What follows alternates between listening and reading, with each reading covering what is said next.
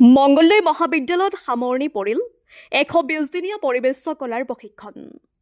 অসম চৰকাৰৰ সাংস্কৃতিক সঞ্চালকালয় ৰবীন্দ্ৰ ভৱনৰ সহযোগত আৰু মঙ্গলদৈ মহাবিদ্যালয়ৰ অসমীয়া বিভাগৰ উদ্যোগত 2 জুলাইৰ পৰা অনুষ্ঠিত হোৱা পৰিৱেশ কলাৰ 120 দিনীয়া কৰ্মশালাৰ আজি আনুষ্ঠানিকভাৱে সামৰণি মৰা হয়।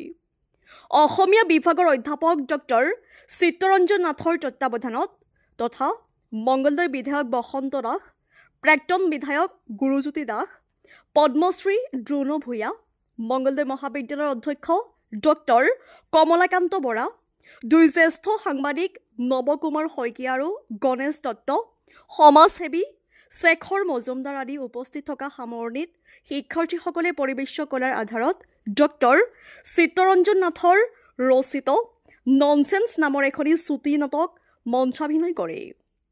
এই কৰ্মশালাত দৰঙীয়া লোকশিল্পী তীৰ্থনাথ উজাই ব্যাস ওজাপালি, নীলকান্ত ডেকাই খুলীয়া ভাৱৰীয়া, অনিমা চহৰীয়াই দেওধনী নৃত্য, দীপশিখা শইকীয়াই চিয়াগীত, নিৰুপমা ডেকাই ব্যাগীত, হেমচন্দ্ৰ ডেকাই নাঙেলী গীত, দুলুমণি নাথে আইনাম আৰু ভূপাল বৰুৱাই শুকনানী ওজাপালিৰ প্ৰশিক্ষণ প্ৰদান কৰে। News text report AIN live.